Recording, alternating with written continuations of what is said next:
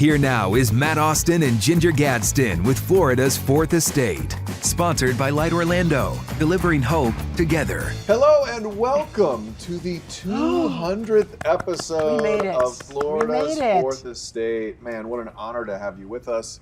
Very special day for us here as the humble beginnings of this show actually started in a conference room next to us one night. Over there. No video, recording on a phone. Ginger like and I just doing Florida headlines. Oh my gosh. And man. We were sitting there. It started like a Florida man type thing because in the news all the time during that period, there's always somebody who had meat shoved in his pants or somebody who fell from the ceiling. Something really crazy. Snakes. Yes. Yeah. So we recorded ourselves doing headlines and we listened back to it and we started chuckling and we're like, let us share this gift of laughter with the world. We can't keep this all to ourselves. We did, like, I showed mine, had my wife listen to it. You had your husband. I did. He goes, that's what pretty do you good. think? Yeah. And it was probably a mess. Yeah, It'd be funny to listen to it was a hot mess.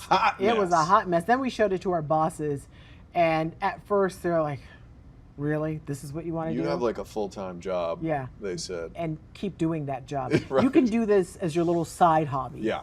And so we did. And 6 years later, oh my gosh, it's been airing on television. It's crazy. It helped win an Edward R. Murrow Award for Innovation. And which I'm really proud of that. Yeah, I'm really proud of that proud too. of that. And our bosses have been very supportive and we've loved it. And so we wanted to do an episode where we kind of talked about our favorite moments. Yeah, we've had a lot of them over the years. We've had some good times on the show. It sounds like we're ending it, but we're just telling you that 200 with this guy, that's a lot. Man. Woo! After episode 4 or 5, I was like, I'm done. This is a lot of time. So difficult. But do you want to start with a story that we both were like, what is this guy going to do? Fascinated by what this is he dude. trying to do? So all of our stories have to do with Florida and what you're going to notice throughout the show is it's fascinating people in the state of Florida, sometimes doing crazy things. And this guy definitely qualifies. His name is Dr. Joseph Dituri, and he is a professor at USF. And what he wanted to do was break a record for the number of days spent underwater. So he went down to Key West, and there's a little capsule or whatever down there already situated for someone to live underwater. Pressurized. He was there for 100 days, which was the longest by far anyone had lived underwater. He just wanted to see what pressure would do to a body. We know what it does to astronauts, but we really haven't tracked what it does to people who live, underwater, in the sea. Under pressure, and it had a different effect. Listen to what he had to say. When I came out of the water that first time, I felt amazing, incredible, terrific.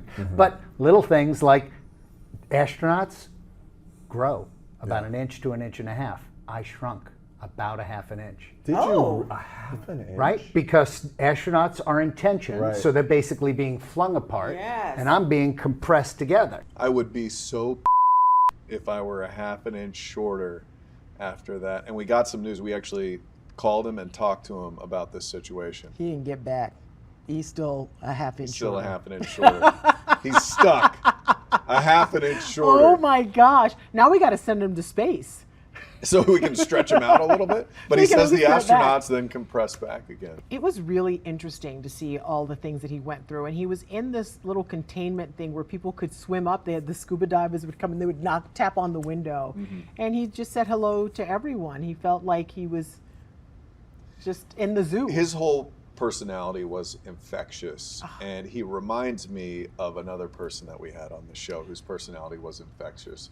We had this brilliant young woman named Tiffany Gay on who invented this apparatus for folks who were visually impaired. Yeah. And it's basically this LiDAR kind of system that you wear around your head. It uses haptics. It makes a little sound, the ticking and sound when you get closer to something. The closer you get to, say, a pole or something, it starts vibrating harder and harder, so you wouldn't maybe need a seeing eye dog or a cane. So she invented this thing. She's 16 years old, and it has the potential to help billions of people who have some sort of visual impairment, which I find just incredible at such a young age, because 16, I guarantee you I wasn't even thinking, that never crossed my mind. Yeah, I was still trying to figure out how to tie my shoes.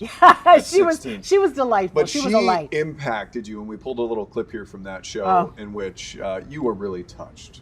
I am so oh my gosh. Oh, No, because I have a niece who is visually impaired. And you didn't know that, and I didn't know what you did until all of this started transforming. And so, and she has a hard time sometimes, and kids aren't really nice to her. But just seeing what you're doing for other people and not even for yourself, like you have good vision, right? But you want to help other people who do not, and you will change lives with something like this. And just hearing that, the non-arrogance and just like, well, this is just what I want to do. I appreciate that, and I know that people all over the world will get to experience this and appreciate that as well. Are you even aware of the impact that you are having on people just like me? Thank you so much for that. It's humbling the amount of response I've gotten from this device, and sometimes I don't even realize it. Sometimes my mom is like, "Wow, you're really doing something." Yeah. She is really doing. She really, and she's still continuing to do things. She has an initiative now, a nonprofit, where she's helping particularly girls in STEM. Because when you see this young lady, if you're not inspired, then you don't have a pulse. I mean, she made me want to go back to school and learn just something to be helpful to other people. Yeah. And I feel as if this girl, this young lady, is the future, I feel pretty good about where our future is going. Sometimes you don't feel great about what's happening. Wish there were more like her Yeah. For our future, but I was impressed by not only her, but her mom. Her mom. But her mom wheels in all of her awards, which we had on the table. She had this case that she brought I loved it. because she was so proud. Loved mom. Yeah. And there's a reason you have a good kid. It's when you're a good mom. Yeah. Both of us are products of good moms as well. Oh my gosh. But you were, with this next clip, a little embarrassing. I wonder what Rosalie... Did you say I was embarrassing a little or embarrassed? bit embarrassing for me. I was a little embarrassed. And I wonder what Rosalie Gadsden would have thought she would say, about you. Ginger, you like handsome men because your daddy's handsome. And so I'm like, yes, Mama, you are right. This guy, Clayton Sellers. Oh, we're calling him Clay now? Well, I guess you guys are on that level, huh? Clayton Sellers. He's a legit cowboy. When you see him, when you turn the kid... Professional bull rider. Okay. No, let's not just air the clip. No, I want you to explain yourself. Because this girl became a puddle. She became a puddle with this guy. Oh my gosh. Okay, so I mean, cowboy bull rider. Just look at his face. He's so cute. He's so genuinely kind, just nice and humble is what it was. He's a charmer. All right, we'll play it. Just and look we'll at see him. because we didn't know really what to he expect. Looked like when he was in his F-150 doing this interview with us. Florida guy, born and raised, Fruitland Park. Here's Clayton. Surprise, Sellers. surprise. You've got some serious cowboy swagger, right? So help the people out who want to have that kind of swagger. You look good in the chaps. You look good in the hat. You got the belt. Calm down over there, Ginger. You look good in those chaps. I'm just trying to help them. I'm trying to give the people what they want, Matt. They want to know how they can get some of Mr. Clayton Sellers. So how, give us some tips on how you look good in that hat. How do you you get your hat just right? You know, people wear a baseball cap and it's like straight, but you got it's bent. You got the cowboy hat. It's great. Matt's laughing at me. I like how Ginger's questions are. So how do you become so attractive? How do you look so good? I don't get those very often. Thank you, Clayton. Oh, for good reason. So good luck answering this question. I'll answer off air. I gotta say, first things first, you gotta go visit Resistol Hats, and you gotta get a Resistol cowboy hat. Best hats on the market. And as you can see, look at that. They look good and they're tough. You got butterflies right now. He was a charmer. He was definitely. I just love how you go down the road of this question. And you couldn't dig yourself out. I was like, I'm going. You're I'm there just basically, already. oh, you're pretty. Okay, tell me why you're so pretty. Ginger Don't be Gadsden, mad. everybody. Don't be I'm mad. not mad. I Don't thought be it was mad. fantastic. And here's the thing, Matt, you got a Resistol hat. I did. For Christmas, she got me a Resistol hat. And that hat And looks every good. time I put it on, my wife gets all googly-eyed like you do. So, that's not the only big-time charming celebrity we've had on the show. We've had not one other. We've had a few. Yeah. But this guy really is. We're in Central Florida. He is beloved and known in Central Florida, but all over the world he's known, and I think that's an unusual. Yeah. This thing. guy has made millions of dollars. Had a long-standing show in Vegas. We're going to talk about Carrot Top right after the break.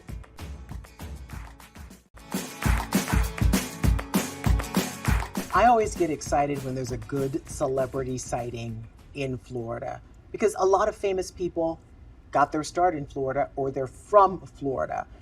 But there is one celebrity, he's spotted all the time in Winter Park, which is a suburb of Orlando. You know who we're talking about because we told you before the break. Carrot Top, he's hilarious. And I didn't think he was going to be, he's funny. He's very funny. But you talk to somebody, he's not doing a thing, he's just doing an interview. Right, he was I just was he was worried. very real. Yes. He was himself during this interview. He was at his place in Vegas because he has a place in Vegas, and then when he's not doing his show, which he's been doing for about 18 years Oh my gosh, so now, long, yeah. he comes back to Winter Park, and he rides this little rainbow scooter around Park Avenue, so that's where you can track him. Yeah. He likes to go On to his Prado scooter. and places Yes. like this, and we talked to him about how people see him all the time out there on Park Avenue. I do like going down Park Avenue and having lunch down there and taking my little scooter. Oh, love some And, winter parkage. Yeah. I love it. It's so great. I just keep my little scooter down there and I park it. And in fact, this is a funny story. So I have a little Vespa, right? And I parked it down by Prado or Starbucks or something. Oh, yeah. Prado's And got this- the best pizza. So I put a little Harley Davidson sticker on the back of it as a joke, right? 'Cause it fits exactly in the back of on the bumper, right? It looks like it's meant to be a Harley thing, right? So I come walking out of Starbucks to get on my scooter, and there's this big biker guy, and he's just standing there he's just looking at it, right? But you could tell, but just by looking at it, he's very uncomfortable with what he was looking at. So I just walked up and I said, he looked at me, he says, "Is this yours?" And the way he said it, I'm like, "Not mine." Nope. Like, when the F did Harley Davidson start making effing scooters? And I said, "God, I don't know." And he says, what kind of person would buy this? I said, "I don't know." And I'm holding my coffee, and I had to wait for like 10 minutes to get to leave. And I finally hopped on it, and I went driving by him. I went, neat, this guy. That was a funny story. That was. He had lots of funny stories, Carrot Top. I'm just blown away by the success this guy has had. One other thing that impressed me about him when we set up this interview, we were like, where are his people? Like, he took the call, he set all that up, and just did it himself.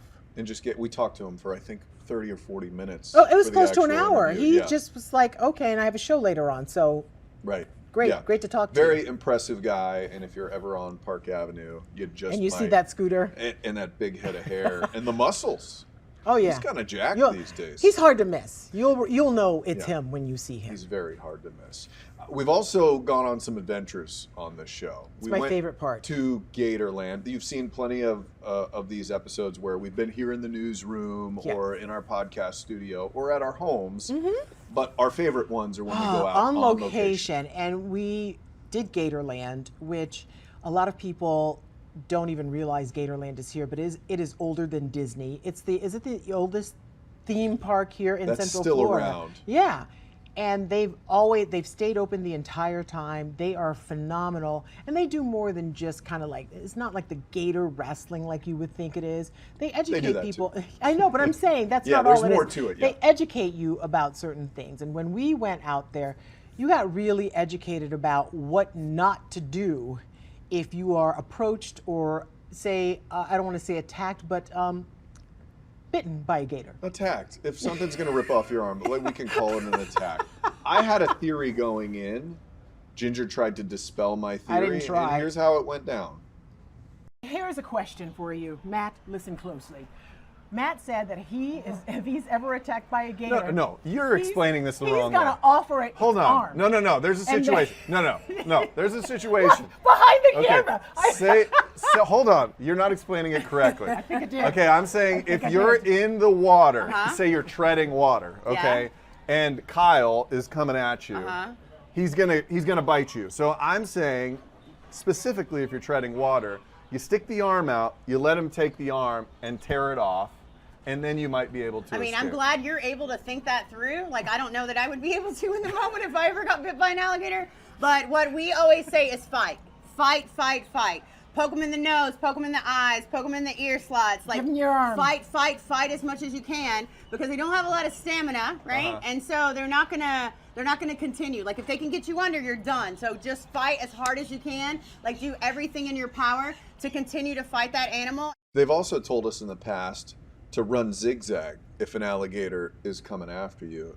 Don't do that. You're just using more energy than you need to, because the gator is just going to run straight at you. It's going to be straight, and you're going to run right into it. Correct. On your zag. They're climbing fences now, so you're not, oh, yeah. you're not going to get too You're far. toast. The other thing we should show you that I never knew you could do at Gatorland, I learned this with my daughter, is you can go get in with the gators and feed them. I posted video of my 7-year-old feeding a gator, hand feeding, which you can do here very reasonably. My wife still isn't talking to me, but I showed her that video and she was like, "You're insane." But today we were inside feeding gators, and you felt safe because they know what they're doing. She's an expert. That's right. Don't feed wild alligators. If you want to feed alligators, come to Gatorland. It's the only way to do it. That's the only safe way to do it. It's like $10 bucks. It's they give you a worth piece every of chicken. single Walk in there's a person with a stick, and you're with these monsters. But because we were doing a show, we got a bucket full of meat. A bucket full of chicken, and just kept going. And they'd turn their back. Their ankle would be right next to one. Behind you. And you realize the gators really don't want to hurt you.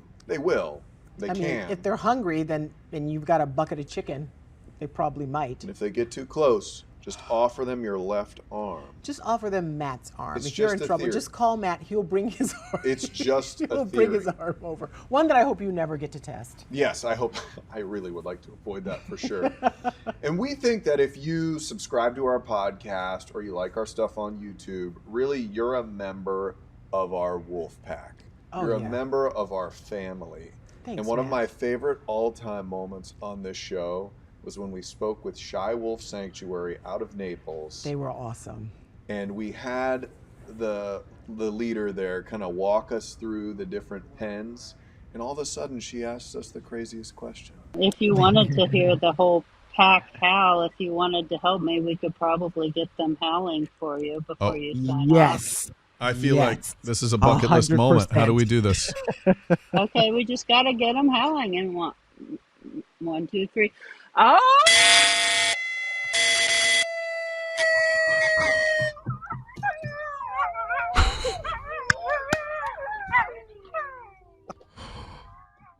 Oh my gosh. That's the coolest thing that's ever happened.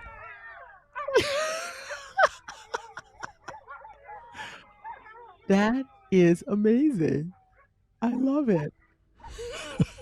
But at the end of this, as we've shown you the highlights, we are basically doing this to get you to watch or listen in the future and to say thank you so much for supporting us. I really hope people like it. It doesn't, everyone's not going to like anything, but I just like to say we're just out here doing the Lord's work.